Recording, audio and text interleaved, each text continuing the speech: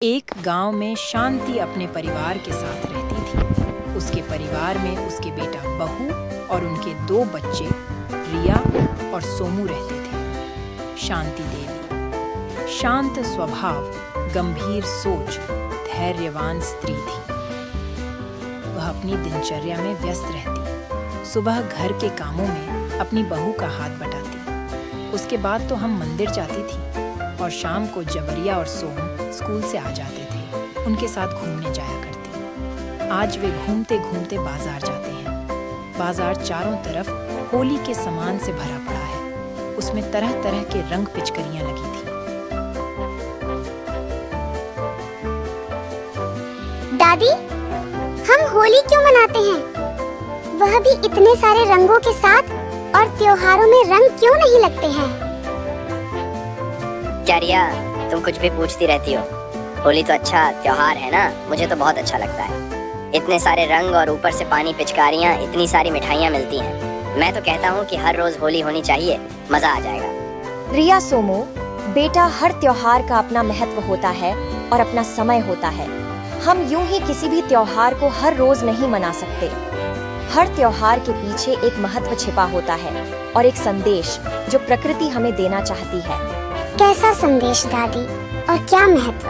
वे लोग घूमकर घर आते हैं। दादी चाय पानी पीती है। बच्चे हाथ पैर धोकर आते हैं और अपनी महफिल में बैठ जाते हैं। दादी उन्हें होली से संबंधित ऐतिहासिक कहानी बताती है, जो इस प्रकार होती है।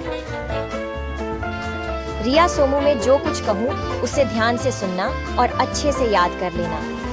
होली का त्योहार भक्त प्रहलाद से जुड़ा हुआ त्योहार है, जिसमें एक भक्त की अपने आराध्य के प्रति अटूट श्रद्धा विश्वास होता है।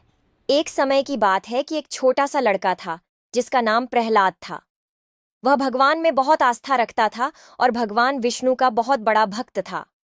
उसके पिता राजा थे। उनका नाम हिरण्यकश्यप था और वे बहुत बड़े नास्तिक थे। वे भगवान को नहीं मानते थे। उसके पिता बहुत अकड़ू और घमंडी थे। वे खुद से बढ़कर किसी को भी नहीं मानते थे। जब उन्हें यह बात पता चली कि उनका बेटा प्रहलाद किसी विष्णु नाम के देवता की बहुत पूजा करता है, तो उन्हें यह बात बिल्कुल पसंद नहीं आई। उन्होंने प्रहलाद को बहुत बार समझाया कि वह विष्णु की पूजा करना छोड़ दे, लेकिन प्रहलाद नहीं माना, क्योंकि उसके तो तन मन व रोम रोम में विष्णु जी बसे थे। इस बात से आहत होकर हिरण्यकश्यप अपने बेटे प्रहलाद को सबक सिखाना चाहते थे। जब सारी कोशिशों के बाद भी हिरण्यकश्यप प्रहलाद को विष्णु की भक्ति करने से रोक और उसे बदल नहीं पाए, तो उन्होंने उसे मार देने की सोची। फिर उन्होंने एक दिन प्रहलाद को मारने के लिए अपनी बहन होलिका की मदद ली। होलिका को भगवान शंकर से वरदान मिला हुआ था, उसे अग्नि कभी भी जला नहीं सकती।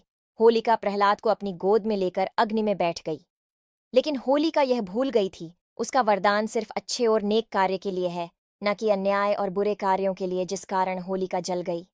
इस तरह हिरण्यकश्यप और होलिका के गलत इरादे पूरे नहीं हो पाए।